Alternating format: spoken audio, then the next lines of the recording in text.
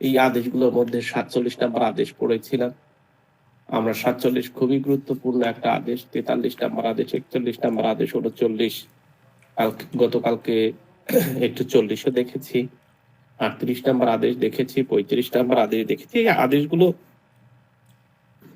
থেকে প্রশ্ন মাঝে মাঝেই করে, সেটা পিলিতে বলেন, রিটার্নে বলেন, যে কোনো ভাবেই আপনাকে প্রশ্ন করবেই। আরেকটা আদেশ থেকে কিছু প্রশ্ন করে, এই আদেশটাও খুব গুরুত্বপূর্ণ। আমরা সব সময় আলোচনার মধ্যে থাকবো যেন কোনোভাবেই আমরা কোনোটাই ভুলে না যাই। আমরা একদিনের মধ্যে 4-5টা আদেশ নিয়ে কথা বলবো। প্রিভিয়াস যে আদেশগুলো করেছি সেই আদেশগুলো নিয়ে একটু সারসংক্ষেপ বলবো। প্রতিদিন যাতে আমরা এই বিষয়গুলো যাতে আমরা না ভুলে যাই, আমি এইটার জন্য বলছি। আমরা একটা কন্টিনিউশনের মধ্যে থাকবে, একই সাথে আমাদের পরীক্ষা পড়া এগুলো তো থাকতেই থাকবে। তো আমাদের টিচারের ব্যাপারেও গতকাল যে কথা বলছি এখনো সেই একই কথা। তানজিদ যেহেতু নিচ্ছে বা নিবে ওকে, এবং হচ্ছে আজকে 22 নম্বর আদেশ করবো, প্রিভিয়াস প্রশ্নগুলো আলোচনা করবো, প্রিভিয়াস কি পড়েছি সেগুলো নিয়ে আলোচনা করব, এবং কমপ্লিট একটা প্যাকেজ আমরা তৈরি করে ফেলবো। খুব একটা চাপের মধ্যে আছি বলতে এই গত বছর, এই যে বললাম না, গতকালকেই বললাম মনে হয়, হ্যাঁ গতকালকেই বললাম, মানে শুধু এইভাবে পড়াই নাই, মাসে 3-4টা ভাবে পড়াইছিলাম। এই সুপ্রিম কোর্টে কাছের মানুষ যেগুলো আছে তাদেরকে, তাদের ভাইবা হচ্ছে। দেখবো 22 নম্বর আদেশে 3টা বিষয় উল্লেখ করা হয়েছে। নাম্বার 1, পক্ষগণের মৃত্যুতে কি হবে। নাম্বার 2, বিবাহ সংক্রান্ত ব্যাপারে কথা বলা হয়েছে। নাম্বার 3 হচ্ছে অসচ্ছলতা, যেটাকে আমরা ইনসলভেন্সির কথা বলছি। এখন এই যে গত দিনেও একটা কথা, একটা মামলার রেফারেন্স সহ, আমি একটা মামলাতে কাজ করছিলাম, সেই মামলার রেফারেন্স সহ আপনাদের কথা বলছিলাম। দেখেন, আমরা জানি যে পক্ষগণের মৃত্যু হলে, পক্ষগণ যখনই মৃত্যু হবে তখন আমাদেরকে কায়েম করতে হয়, যেটাকে বলা হয় অ্যাবেটমেন্ট করতে হয়। বাতিল না করলে অর্থাৎ এই যে মোকদ্দমার বাতিল, যেটা অ্যাবেটমেন্টের যে আদেশ, সেটা না করে আমাদের 90 দিনের মধ্যে আমাদের কায়েম মোকাম করতে হয়, পক্ষগণদেরকে অন্তর্ভুক্ত করতে হয়। কিন্তু এই জিনিসটা আমরা জানি না যে আসলে কে মারা গেলে কে অন্তর্ভুক্ত করবে। একটা মামলাতে তো আরজি এবং রিটেন স্টেটমেন্ট, সিভিল মামলা ক্রিমিনাল মামলার চেয়ে 100 গুণ সহজ হচ্ছে সিভিল মামলা। আমি যদি বলি 100 গুণ, তার চেয়েও বেশি হইতে পারে। কারণ সিভিল মামলায় আপনি এখন যা শিখবেন 50 বছর পরেও ঠিক একই বিষয়ে আপনাকে আলোচনা করতে হবে। ক্রিমিনাল মামলা প্রতিনিয়ত চ্যালেঞ্জ আসে। আজকে একটা ঘটনা হঠাৎ করে ঘটলো, কালকে হঠাৎ করে একটা ঘটনা ঘটলো, বিভিন্ন ধরনের ঘটনার সম্মুখীন হতে হয় নতুন নতুন। কিন্তু সিভিল মামলাতে কোনো ধরনের সমস্যা হয় না। এখন যা আছে 50 বছর পরেও সেই বিষয়গুলো থাকবে।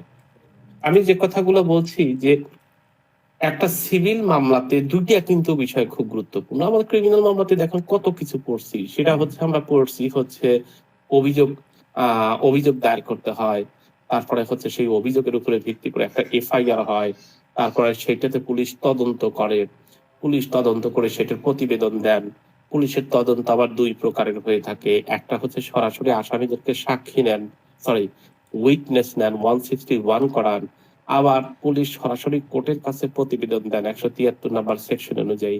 এরপরে আমরা আরো কতগুলো কাগজপত্রাদি দেখছি, এখন অ্যারেস্ট অফ মেমোরেন্ডাম দেখছি, আমরা 103 নম্বর সেকশন অনুযায়ী সিজার লিস্ট দেখছি, আমরা ডাক্তারের প্রতিবেদন অর্থাৎ পোস্টমর্টম রিপোর্ট দেখছি, পুলিশ কর্তৃক ইনকোয়েস্ট রিপোর্ট দেখছি, এছাড়াও ফরেন্সিক বিভিন্ন এভিডেন্স দেখছি। এই এতগুলো কাগজের সমন্বয়ে এক একটা মামলাতে এক এক ধরনের কাগজপত্রাদি লাগে, প্রত্যেকটি কাগজ আমাদেরকে ব্যাখ্যা বিশ্লেষণ করতে হয়। কিন্তু সিভিল মামলাতে 2টা কাগজ শুধু। কি 2টা কাগজ? আপনি আরজি বাদী হিসেবে আপনি আরজি দাখিল করেছেন, বিবাদী হিসেবে রিটেন স্টেটমেন্ট দাখিল করেছেন। বাদী হিসেবে আরজি দাখিল করার জন্য যেই সমস্ত কাগজপত্রাদি দিয়েছেন সেই সমস্ত কাগজপত্রাদি, বিবাদী ওই সমস্ত কাগজপত্রাদি খণ্ডানোর জন্য, অথবা যদি ইন্সপেকশনের প্রয়োজন হয়, উদ্ঘাটনের প্রয়োজন হয়, 30 ধারার একটা তদবির আছে, সেটা করলেই শেষ। এর মানে এত বেশি কাগজপত্রাদির উপরে নির্ভর করে না। কিছু কিছু মামলাতে অ্যাড ইন্টেরিয়ম কিছু অর্ডার নিতে হয়, সাচ অ্যাজ আপনি কমিশন চাইতে পারেন, আপনি ইনজাংশন চাইতে পারেন, আপনি অ্যারেস্ট বিফোর জাজমেন্ট চাইতে পারেন, অ্যাটাচ বিফোর জাজমেন্ট চাইতে পারেন।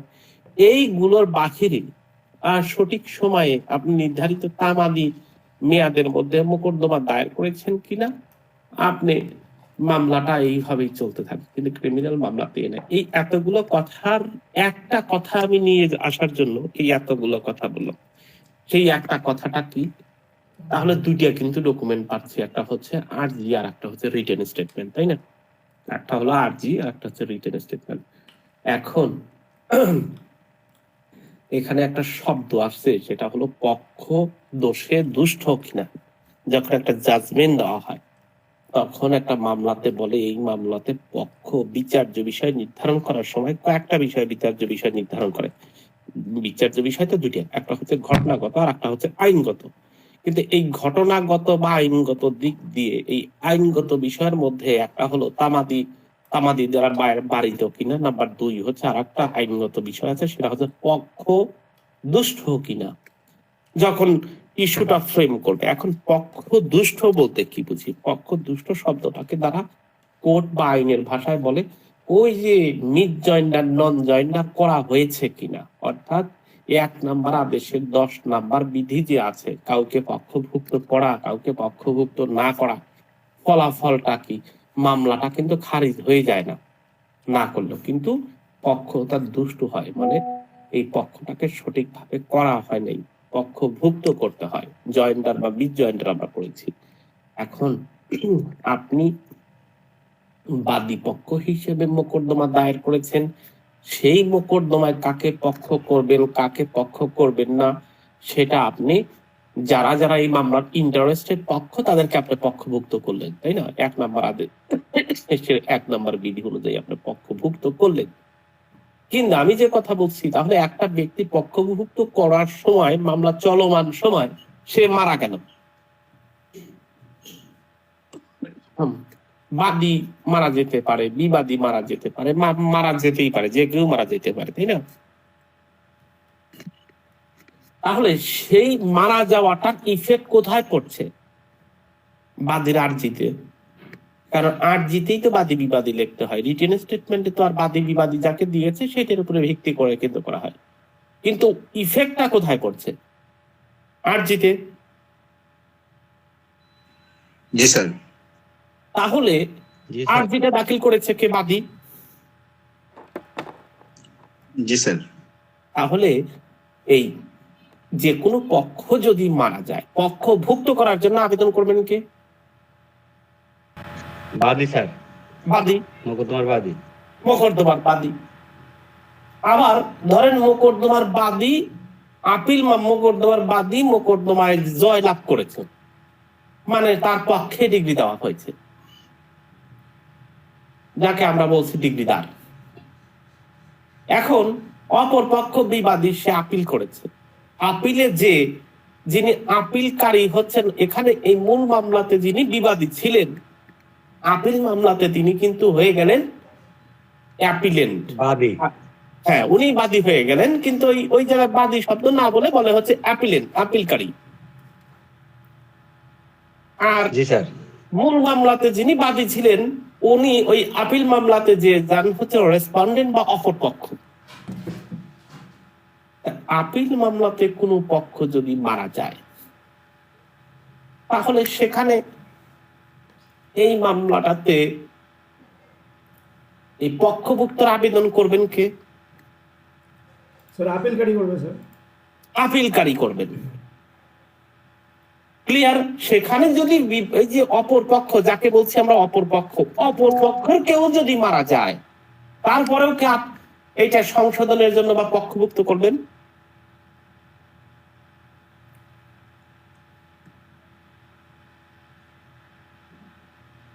আমার কথা বুঝতে পেরেছেন?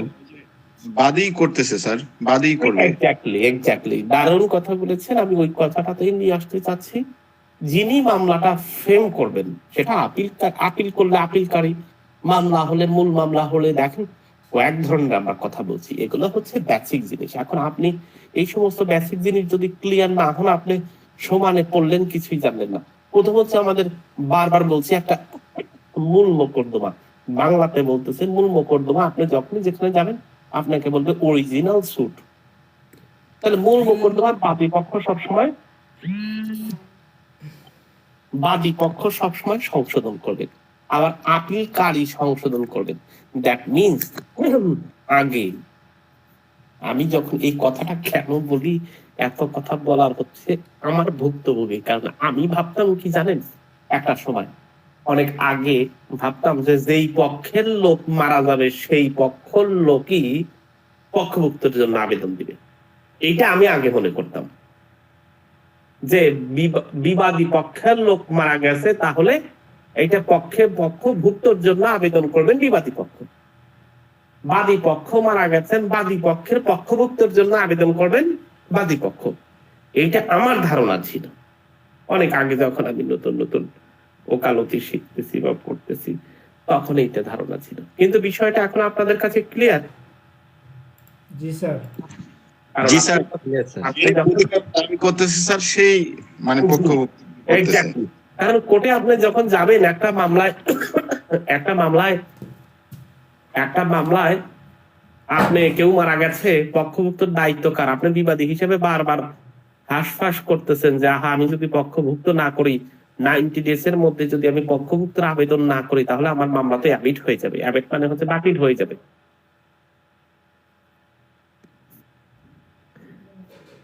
তখন তো বাতিল হয়ে যাবে, কিন্তু আপনার বিবাদী হিসেবে এই চিন্তা করার তো কারণ নাই, আছে? না স্যার, বিবাদী হিসেবে আপনার এই চিন্তা করার কারণ নাই।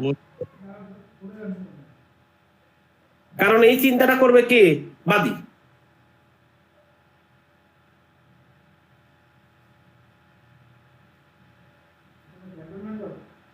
তাই না? জি স্যার, জি স্যার। এখন আপনি বাদী পক্ষের লয়ার হলে তখন আপনি বাদী পক্ষের কাজ করবেন। এই যে মামলার বেসিকটা আপনি এখন এই কথাটা এইভাবে আইনে কে কে পক্ষভুক্ত আবেদন করবে, এইটা এক্স্যাক্টলি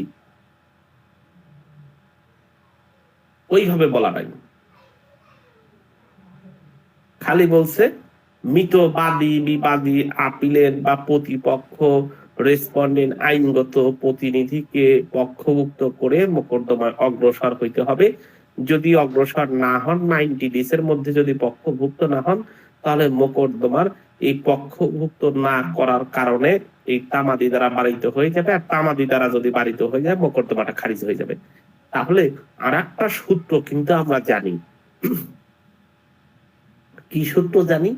সূত্র হচ্ছে মোকদ্দমা তখনই খারিজ হয়ে যায় যখন এই মোকদ্দমায় বাদী পক্ষের কোনো ফল্ট থাকে, তাই না?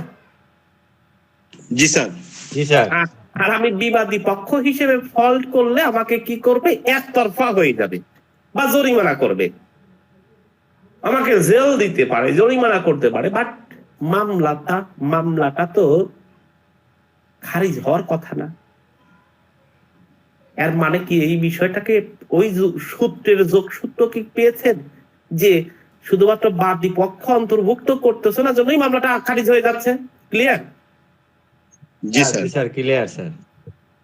এই যে যখন যেটা পড়বেন সেই বিষয়টি একেবারে ক্লিয়ার ধারণা থাকলে আপনি বুক ফুলায় কথা বলতে পারবেন যে কে পক্ষভুক্ত করবে, কেন পক্ষভুক্ত করতে হবে, কত দিনের মধ্যে করতে হবে। এখন আমরা করতে পারি এমসিকিউ এর জন্য, কারণ আমাদের বেসিক ক্লিয়ার। সেই ক্ষেত্রে আমাদের এই 22 নম্বর আদেশে মোট 3টা বিষয় উল্লেখ আছে। নাম্বার 1, যদি কেউ মারা যায়, কোনো পক্ষ মারা যায়, ডেথ অফ দ্য পার্টি 1 থেকে 6 নম্বর বিধিতে আলোচনা করা হয়েছে। শুধুমাত্র একটা বিধিতে আলোচনা করা হয়েছে 7 নম্বর বিধি, সেটা হচ্ছে ম্যারেজ অফ দ্য পার্টি। যদি কোনো পক্ষের বিবাহিত হয় সেই বিষয়টা কি অন্তর্ভুক্ত, আর আর একটা বিধিতে 8 নাম্বার বিধিতে হচ্ছে ইনসলভেন্সি সংক্রান্ত ব্যাপার আছে 8 নাম্বার বিধিতে। আর একটা মোট আসলে এই 22 নাম্বার বিধিতে মোট 4টা বিষয় উল্লেখ আছে। আর একটা হচ্ছে অ্যাসাইনমেন্ট অফ ইন্টারেস্টেড একটা বিষয় আছে, যেটা 10 নাম্বার বিধিতে আলোচনা করা হয়েছে। তাহলে এখন এই সমস্ত জায়গা থেকে এমসিকিউ আসে। এই 22 নাম্বার বিধি খুব ইম্পর্টেন্ট একটা বিধি, এখান থেকে বিভিন্ন সময় প্রশ্ন আসে ভাইয়া, সুতরাং এটা আপনাকে পড়তে হবে। মোকদ্দমা করার অধিকার বিদ্যমান থাকলেই পক্ষের মৃত্যুতে মোকদ্দমা বাতিল হবে না। অর্থাৎ আপনি যদি কোনো মোকদ্দমা করার অধিকার কারোর বিদ্যমান থাকে, তবে কোনো বাদী বা বিবাদের মৃত্যুতে মোকদ্দমার বাতিল হয় না। অ্যাবেট হয় স্যার। এক্স্যাক্টলি। এইটা কি না, ব্যাপারটা ওটা না। অ্যাবেট অ্যাবেট অ্যাবেট একটা জিনিস, আর একটা হচ্ছে বাতিল একটা জিনিস। মানে বলতেছে যে কোনো পক্ষের এই 22 নাম্বার আদেশের যে কথা, সেটা হলো আপনার মামলা করেন নাই, এখন পর্যন্ত মামলা করেন নাই, কিন্তু মামলা করার অধিকার আপনার তৈরি হয়ে গেছিল। যেমন আমাকে কজ অফ অ্যাকশন রেজ হয়েছে, যে আমি জানতে পারলাম যে আমার এই দলিলটা প্রতারণামূলক ভাবে তৈরি হয়েছে, সুতরাং মোকদ্দমা অনুযায়ী এই দলিলটা বাতিল বা বাতিলযোগ্য, কথার কথা। তো এখন যদি আপনার জানতে পারলেন, কিন্তু জানার পরে এই মামলাটায় দেখলেন যে কিছুদিন পরে এই যে মূল যিনি সম্পত্তির মালিক, যিনি ঘোরাফেরা মাত্র উকিলের কাছে করতেছেন, সেই করার সময় উনি মারা গেছেন। মারা গেলে মোকদ্দমা করার যে অধিকার, সেটা নষ্ট হয় না, তার উত্তরাধিকারীরা যারা আছে তারা করতে পারবে। বিবাদীরও ঠিক সেরকম, বিবাদী মারা গেছে এই জন্য তার বিরুদ্ধে মোকদ্দমা হবে না, এরকম না। এই 1 নাম্বার বিধিতে সেই অধিকারের কথা বলেছে যে আপনি যদি মোকদ্দমার অধিকার বিদ্যমান থাকে, তবে কোনো বাদী বা বিবাদীর মৃত্যুতে মোকদ্দমা বাতিল হবে না। এখন একটা জায়গায় আমরা নিয়ে যাই, 431 নাম্বার সেকশনে, সিআরপিসির একটা 431 নাম্বার সেকশন আছে, সেখানে বলছে যদি আসামি নিজেই আপিলকারী হন এবং উনি যদি আপিল করেন কোনো মোকদ্দমায়, সেই মোকদ্দমায় যদি মারা যান, তাহলে এই মামলাটা কিন্তু পণ্ড হয়ে যায়। অর্থাৎ 431 নাম্বার সেকশনে বলেছে অ্যাবেটমেন্ট অফ আপিলটা কখন পণ্ড হয়ে যায়। দেখেন লেখা আছে ক্রিমিনাল মামলাতে, কিন্তু সিভিল মামলাতে এই ধরনের ঘটনা ঘটে না। ক্রিমিনাল মামলাতে অ্যাবেট হয়ে যায়, কিন্তু সিভিল মামলাতে অ্যাবেট হয় না।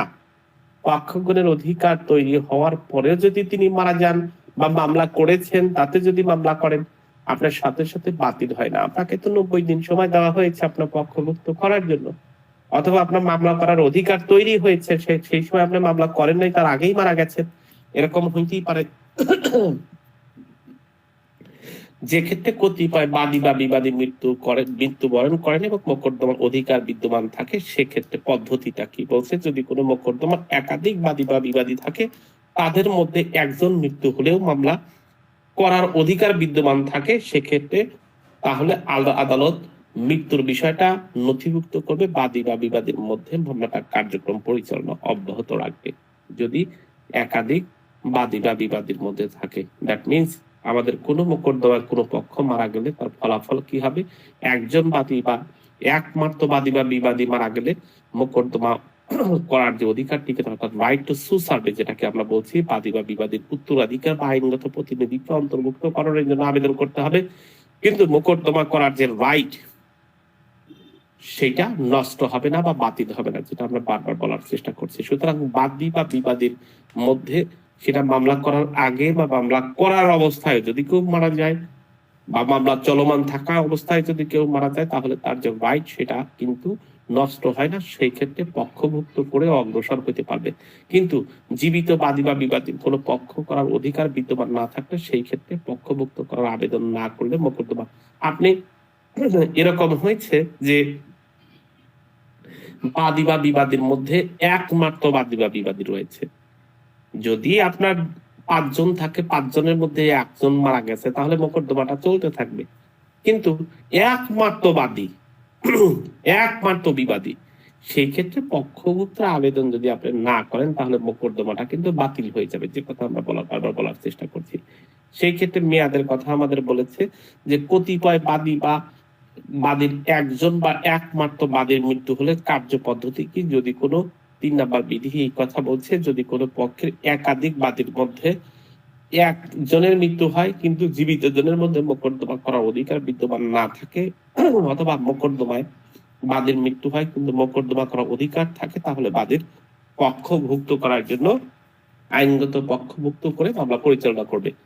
এই ক্ষেত্রে আমাদের বলেছে 4 নাম্বার বিধিতে, অর্থাৎ কতিপয় বিবাদীর মৃত্যু হলে কিভাবে মোকদ্দমা একাধিক বাদীর মধ্যে একজনের বিবাদীর মৃত্যু হলে এবং অন্যজন যদি মামলা পরিচালনা করার অধিকার থাকে, আবার যদি কারোর একমাত্র থাকে সেক্ষেত্রে অবশ্যই পক্ষভুক্ত করতে হবে। এই পক্ষভুক্ত করার ক্ষেত্রে আমাদের তামাদি আইনের 176 এবং 177 নম্বর অনুচ্ছেদ অনুযায়ী আপনাকে বাদী বা বিবাদী বা আপিলকারী বা প্রতিনিধিরা আইনগত পক্ষ মৃত্যুবরণ করলে আমাকে 90 দিনের মধ্যে পক্ষভুক্ত করতে হবে। তামাদি আইনে 176 থেকে 77 নম্বর অনুচ্ছেদে বলা হয়েছে। এটা খুবই গুরুত্বপূর্ণ। পক্ষভুক্ত করার আবেদন না করার ফলাফল কি, যে কথা আমরা বলছি, নির্ধারিত সময়ের মধ্যে অর্থাৎ 90 দিনের মধ্যে যদি মোকদ্দমার পক্ষভুক্ত না করা হয় তাহলে মোকদ্দমাটা বাতিল হয়ে যাবে। বাদী পক্ষ আবেদন না করলে মামলা, বিবাদী পক্ষ আবেদন না করলে মামলাটা বাতিল হয়ে, বারবার একটা কথাই বলা হচ্ছে, বাতিল হয়ে যাবে। এখন একটা প্রতিকার আছে। কি কি প্রতিকার আছে? আপনি করেন নাই কিন্তু আপনার মোকদ্দমাটা বাতিল হয়ে গেছে বা অ্যাবিট হয়ে গেছে, সেক্ষেত্রে আপনার করণীয় কি? আমাদের প্রতিকারের কথা বলেছে 9 নাম্বার 22 নাম্বার আদেশের 9 নাম্বার বিধিতে। মোকদ্দমাটা যদি বাতিলের আদেশ হয় সেক্ষেত্রে সেট অ্যাসাইডের জন্য, অর্থাৎ 9 নাম্বার বিধি অধীনে এবং সরাসরি ডিরেক্ট সেট অ্যাসাইডের জন্য 9 এর ক অনুযায়ী আপনি আবেদন করতে পারবেন। তো 9 অনুযায়ী কিভাবে বাতিল বা খারিজ হয়ে গেলে, এই আদেশে যদি বাতিল বা খারিজ হয়ে গেছে নতুন করে মোকদ্দমা দায়ের করতে পারবেন না আপনি। সেক্ষেত্রে বাদী বা তার মৃত্যু প্রতিনিধি এই বাতিল বা খারিজ আদেশ রদ করার জন্য আবেদন করতে পারবেন। যদি আবেদন প্রমাণ করতে পারেন যে যথেষ্ট কারণ ছিল, তখন আদালত সেটা রহিতকরণের জন্য ব্যবস্থা গ্রহণ করবেন। আর যদি সেটা না করে বাদী বা বাদী সরাসরি এটাকে রহিতকরণের জন্য ডিরেক্ট সেট অ্যাসাইড, যেটা আমরা বলি 9 কতে বলা হয়েছে 60 দিনের মধ্যে, এটাকে বলেছে অবশ্যই বাতিল হওয়া থেকে 60 দিনের মধ্যে আপনাকে আইনগত প্রতিনিধি ডিরেক্ট সেট অ্যাসাইডের জন্য অনধিক 3,000 টাকা পর্যন্ত খরচ প্রদান করে আপনার সেট অ্যাসাইডের জন্য আবেদন করতে পারবেন। এছাড়াও আপনার আরো প্রতিকার রয়েছে। সেই প্রতিকারটা হলো, তাহলে তামাদি আইনের 60, ডিরেক্ট সেট অ্যাসাইডের হচ্ছে 71, এবং আপনার যদি 90 দিনের মধ্যে পক্ষভুক্ত করতে হবে 176 এবং 77। তাহলে 3টা অনুচ্ছেদের কথা আমরা উল্লেখ করছি। সেটা হচ্ছে পক্ষভুক্তকরণের জন্য আপনাকে আবেদন করতে হবে 176 এবং 177 নম্বর অনুচ্ছেদ অনুযায়ী। আর আপনাকে সেট অ্যাসাইডের জন্য 60 দিনের সময় পাবেন, অর্থাৎ অ্যাবেট হয়ে গেলে 60 দিনের মধ্যে আপনি রহিতকরণের জন্য আবেদন করতে পারবেন। সেটা 3,000 টাকা জমা দিয়ে আবেদন করতে হবে 60 দিনের মধ্যে অনুচ্ছেদ 171 অনুযায়ী ডিরেক্ট সেট অ্যাসাইড। এছাড়াও আপনার আরো 2টা প্রতিকার রয়েছে। সেটা হলো, যদি আপনি মোকদ্দমা বাতিলের আদেশ রদের আবেদন করেছেন, সেটা যদি প্রত্যাখ্যান হয় তাহলে এটা আপিলযোগ্য আদেশ। দ্যাটস ওয়াই 22-এর এই যে 9 বা 9 এর ক অনুযায়ী যদি আপনি আবেদন করেন, সেটাকে যদি আবার বাতিল করা হয়, তারপরে ডিরেক্ট সেট অ্যাসাইড বা সেট অ্যাসাইডের জন্য আবেদন করেছেন বাট কোর্ট সেটাকে আমলে নেননি, তাহলে সেটার বিরুদ্ধে আপনি ডিরেক্ট আপিল করতে পারবেন। আর যদি মঞ্জুর হয় আপনি বিবাদী হিসেবে রিভিশন করতে পারবেন। এই ক্ষেত্রে আমাদের 115 অনুযায়ী রিভিশন করতে হবে, এবং যদি আপিল করতে চান 43 নম্বর আদেশে 1 নম্বর বিধি অনুযায়ী কি করবেন? আপিল করবেন। তো 22 নম্বর আদেশে কোনো পক্ষ যদি মারা যায়, এই পক্ষগুলো মারা যাওয়ার পদ্ধতিগুলো কি? বাদী পক্ষ মারা গেলে, বিবাদী পক্ষ মারা গেলে বা অধিকার কিভাবে সৃষ্টি হয়? বিশেষ করে প্রশ্ন আসে হচ্ছে কতদিনের মধ্যে তাকে পক্ষভুক্ত করতে হবে, ওই 2টা আর্টিকেল কি? এছাড়াও 3য় প্রশ্ন করা হচ্ছে ডিরেক্ট, যদি আপনি শুধুমাত্র আবেদন করতে চান, ডিরেক্ট সেট অ্যাসাইডের জন্য আবেদন করতে চান, কত টাকা দিতে হবে, কত দিনের মধ্যে? 2টা শব্দ কিন্তু আছে। সেটা হচ্ছে আপনি শুধু খারিজের আদেশের বিরুদ্ধে রদ রহিতকরণের জন্য আবেদন করবেন, আর একটা হচ্ছে ডিরেক্ট সেটাসাইটের জন্য আবেদন করবেন। একটাতে জরিমানা দিতে হয় না, আর একটা ডিরেক্ট সেটাসাইটের জন্য যদি আবেদন সরাসরি বাতিল খারিজ করার জন্য যদি আবেদন করে, তাহলে আপনাকে 3,000 টাকা জরিমানা দিতে হবে। এই ধরনের প্রশ্ন, এখান থেকে যতগুলো প্রশ্ন বিগত সালের প্রশ্ন এসেছিল সবগুলো প্রশ্নই একই ধরনের প্রশ্ন। সেটা হলো যে আপনি কতদিনের মধ্যে মৃত্যুর প্রতিনিধিকে অন্তর্ভুক্তকরণ করতে হবে, যদি মোকদ্দমায় অ্যাডমিটের আদেশ হয় সরাসরি বা সরাসরি দরখাস্তের বিরুদ্ধে সর্বোচ্চ কত টাকা পর্যন্ত জরিমানা দিতে হয়। আবার এইটা প্রশ্ন আসতে পারে মোকদ্দমা বাতিলের আদেশ যদি দেওয়া হয়, সেটা যদি রহিত বাতিলের আদেশটা যদি আপনার প্রত্যাখ্যান করা হয়, তাহলে আপিল কি করতে হবে, এর প্রতিকার কি। আবার যদি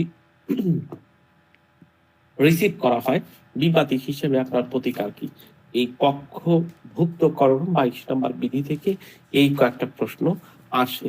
বিভিন্ন সময় এই প্রশ্নগুলোই বারবার আসছে। আর এটা হলো আমরা বললাম হচ্ছে 1, 2, 3, 4 পর্যন্ত। আর আরেকটা বিধি আছে যেটা আমরা কি বলছি যে দেখেন, এখন পক্ষভুক্ত আপনি করতে গেছেন, কাকে পক্ষভুক্ত করবেন সেটা নির্ধারণ করবে কি। এরকম যদি আপনি পক্ষের জন্য আবেদন করেছেন, অর্থাৎ প্রতিনিধির মধ্যে আবেদন করেছেন, কিন্তু এক পক্ষ এটাকে বলছে যে না তার ছেলে না, তার সৎ ছেলে, তার এইটা সেইটা আসে, বিভিন্ন রকম প্রশ্ন আসতে পারে। তো এই সমস্যার সমাধানের জন্য মানে বৈধ প্রতিনিধি সম্পর্কে প্রশ্ন যদি উত্থাপন হয়, সেই প্রশ্নটা নিষ্পত্তি করার দায়িত্ব কোনো পক্ষের না। এটা নিষ্পত্তি করার দায়িত্ব হচ্ছে determination of the question as to legal representative. এরকম যদি ডিটারমিনেশন আসে, সব সেটার নিষ্পত্তি করবে হচ্ছে আদালত। এই ধরনের প্রশ্ন আসতে পারে। এই 22 নম্বর আদেশের 5 নম্বর বিধিতে এই কথাটা বলা আছে যে আপনি বৈধ প্রতিনিধির সম্পর্কে যদি আবার নিষ্পত্তির প্রশ্ন আসে, তাহলে আপনাকে 5 নম্বর বিধির দ্বারা আবেদন করতে হবে। শুনানির পর মোকদ্দমার মৃত্যু হওয়ার, ওই যে কথা আমরা বলছি, শুনানির পর মৃত্যু হওয়ার কারণে কোনো মোকদ্দমা, এটাও খুব গুরুত্বপূর্ণ, একটা মামলা একেবারে ফাইনালি হিয়ারিং হয়েছে, সেই সময় কেউ মারা গেছে, অর্থাৎ মামলা শোনা একেবারে সমাপ্তি পর্যায়ে, অর্থাৎ আর্গুমেন্ট পর্যায়ে, শেষ শুনানি, চূড়ান্ত শুনানি হয়েছে, রায় ঘোষণার পরবর্তীতে, রায় ঘোষণার আগে কোনো পক্ষের যদি মোকদ্দমা হয়, সেক্ষেত্রে মোকদ্দমা খারিজ হবে না। এটাকে একেবারে ডিরেক্ট বিধি 6 বলেছে। তাহলে এটাও খুব গুরুত্বপূর্ণ একটা বিধি। 7 নম্বর বিধি আমাদের কাছে যে কথা বলার চেষ্টা করছে, সেটা হচ্ছে কোনো মহিলা পক্ষের বিবাহের ফলে কোনো মোকদ্দমা বাতিল হবে না। কোনো মহিলা বাদী বা বিবাদী হিসেবে বিবাহ হলে কোনো মোকদ্দমা বাতিল হবে না, এবং মহিলা বিবাদীর বিরুদ্ধে একতরফা জারি করা যাবে। সেক্ষেত্রে স্বামী তার আইনগত স্ত্রীর খরচের জন্য দায়ী থাকবে, এবং আদালতের অনুমতি নিয়ে স্বামীর বিরুদ্ধে ডিগ্রিটা জারি করা যাবে। এইটা কি আমরা বারবার বলার চেষ্টা করেছি। দেখেন, এই কথাটা বলতে যে আমাদের অনেক কথা বিভিন্ন সময় বলে থাকি। আমাদের এলাকায় একটা বিধান আছে, এলাকায় বিধান বলতে এটা লোকের মুখে বিধান, এটা আইনের কোনো বিধান না। যে কোনো মহিলা যদি তার হাজবেন্ড মারা যায় এবং ওই মহিলার 90 দিন পার করার পরে, ইদ্যুৎকালীন পিরিয়ড পার করার পরে, পরবর্তীতে যে সে যদি বিয়ে করে, তাহলে প্রথম স্বামীর যে সম্পদের অংশ সে পায় না। সে তো বিয়ে করেই চলে গেছে। এখন এই প্রথম স্বামীর সম্পত্তি নিয়েই যদি এরকম কোনো কিছু উদ্ভব হয়, তাহলে এই যে এই মহিলার বিবাহ হয়ে গেছে, এইটার কারণে মোকদ্দমা কিন্তু বাতিল হবে না, যে সে তো বিয়ে হয়ে গেছে, চলে গেছে। অথবা এরকম হইতে পারে যে আমাদের দেশে অনেক অনেক আমাদের যেই দেওয়ানি কার্যবিধি, সেটা তো হিন্দু মুসলমান হিসেবে তৈরি করা হয় নাই, এটা তো all over the citizen of Bangladesh এর জন্য তৈরি করা হয়েছে। হিন্দুদের কি হয়, হিন্দুরা আমাদের দেশে দায়া ভাগার নীতি ফলো করা হয়, মিতক্ষরা নীতি ফলো করা হয় না। দায়া ভাগার নীতির একটা বিধান হলো বিবাহিত মেয়েরা সম্পত্তি প্রাপ্ত হন না, অর্থাৎ ওনাদের সিরিয়াল অনেক পরে। ওদের একটা সিরিয়াল আছে, 52 জনের একটা সিরিয়াল আছে, পর পর পর পর সম্পত্তি গুলো প্রাপ্ত হয়। এখন বলতেছে যেহেতু সম্পত্তি প্রাপ্ত হবে না, তাকে বিবাদী হিসেবে বা বাদী হিসেবে অন্তর্ভুক্ত করণের দরকার কি আছে, এরকম বলতেই পারে সম্পত্তি নিয়ে যদি কোনো মামলা ঘটে। তো সেই কথাই আমাদের এই 22 নম্বর বিধিতে উল্লেখ করা হয়েছে যে কোনো মহিলা, সেটা হিন্দু হোক আর মুসলিম হোক, মহিলা শব্দ দ্বারা তো হিন্দু মহিলা কোনোটা কি বোঝানো, হিন্দু আর মুসলিম বোঝানো হয় না।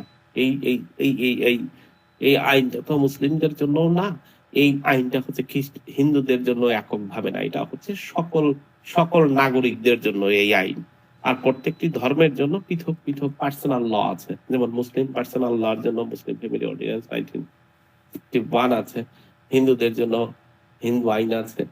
তো এই আইনে বলেছে যে এরকম যদি হয় কোনো মহিলা বাদী বা বিবাদী হিসেবে যদি কোনো মোকদ্দমা এরকম হয়, বিবাহ হয়, সেই বিবাহর কারণে কিন্তু মোকদ্দমা বাতিল হবে না।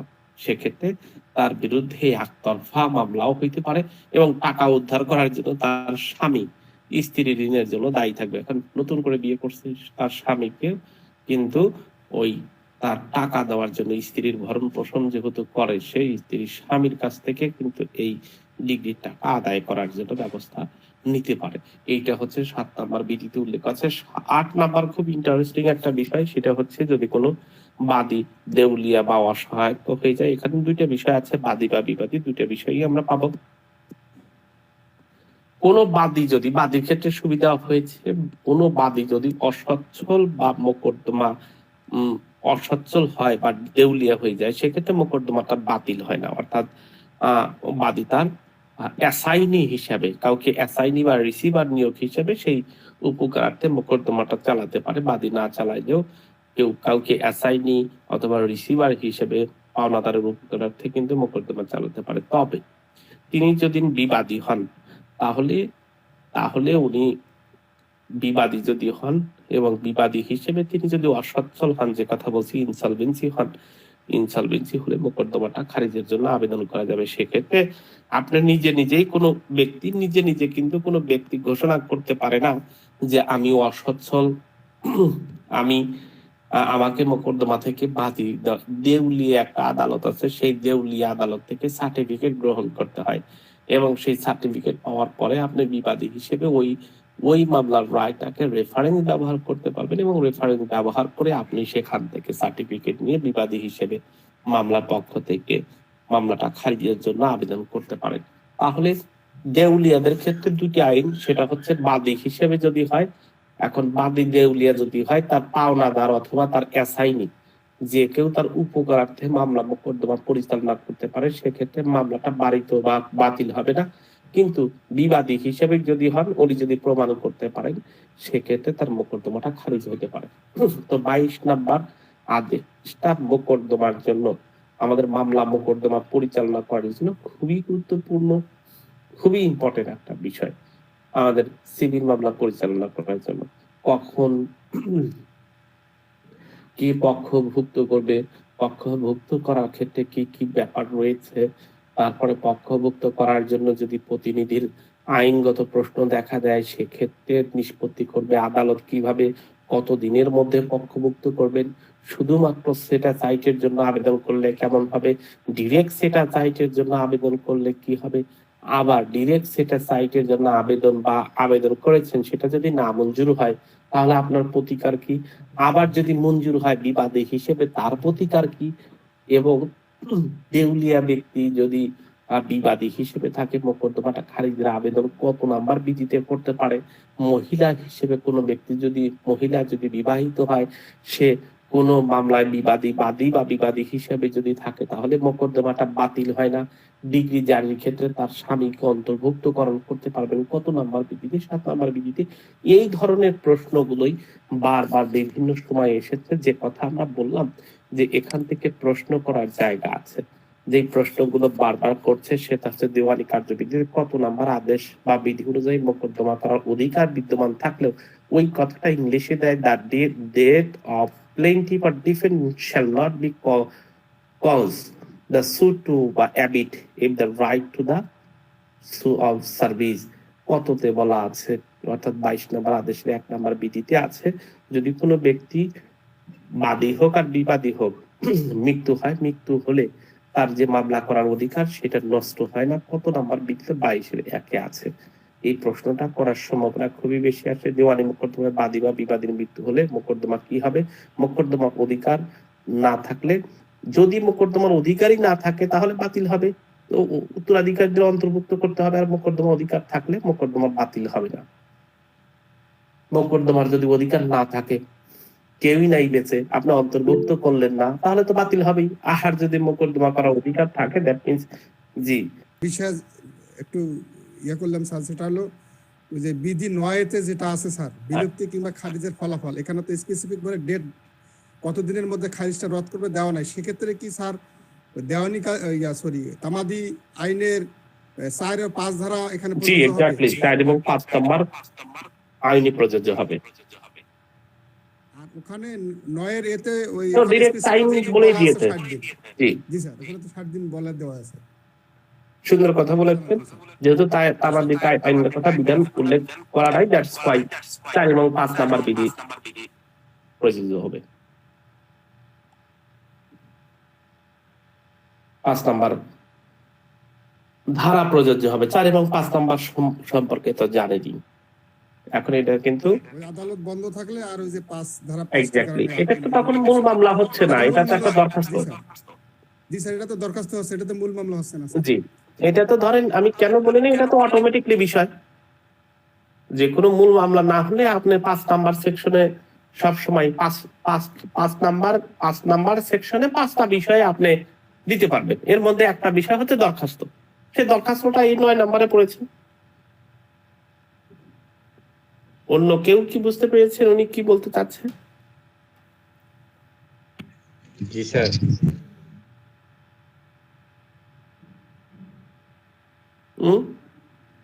স্যার এটা বুঝছি স্যার। বুঝছেন না? 9 নম্বরের সময়সীমা নাই, যেহেতু সময়সীমা নাই সেহেতু ওই যে তামাদি আইনের স্যার যেটা 4 আর 5 বললেন, যে আদালত বন্ধ থাকা অবস্থায় আর বিলম্ব মওকুফ যেটা। জি এক্স্যাক্টলি, যখনই যে কথা আসবে, যে রেফারেন্স আসবে, সাথে সাথে আপনার বুঝতে হবে যে ওখানে কি আছে, সাথে সাথে আপনাকে চলে যেতে হবে। তাহলে প্রশ্ন কিন্তু এখানে অনেক। জি ভাইয়া,